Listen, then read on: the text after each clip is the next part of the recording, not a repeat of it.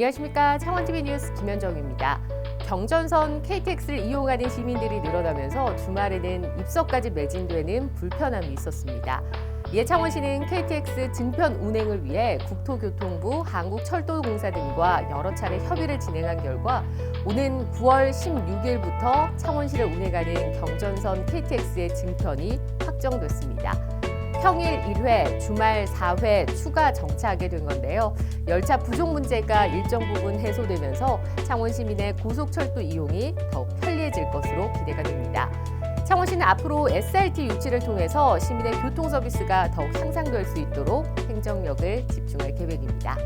사람 중심 새로운 창원, 창원시의 주요 소식을 전해드리겠습니다.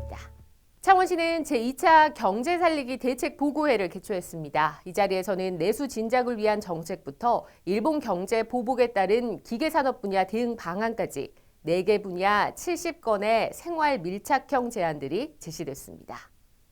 지난 5일 창원시청에서는 5급 이상 간부 공무원들이 참석한 가운데 제2차 경제 살리기 대책 보고회가 열렸습니다.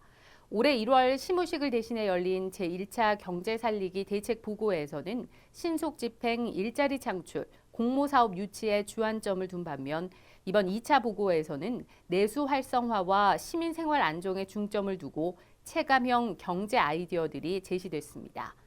그 가운데 주를 이룬 건 내수 진작을 위한 아이디어.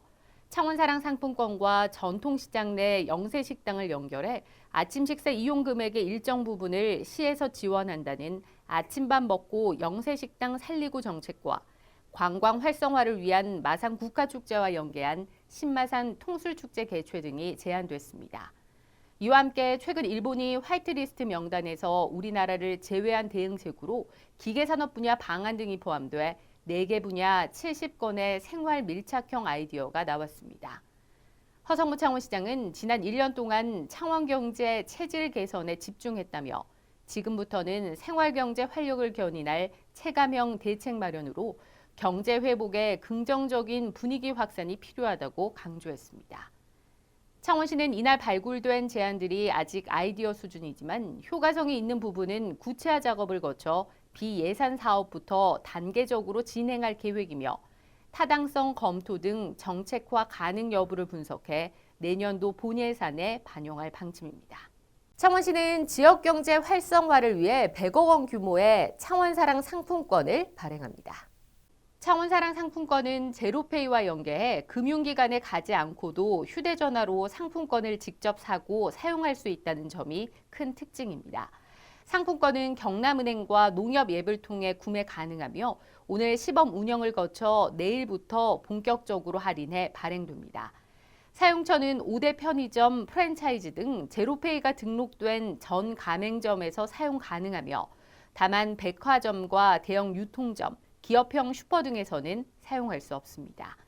창원시는 창원사랑 상품권 발행 기념으로 2달 동안 10% 할인율을 적용하며 이와 함께 소비자에게는 소득공제 40%, 소상공인에게는 제로페이와 연계해 수수료가 없는 혜택이 주어집니다.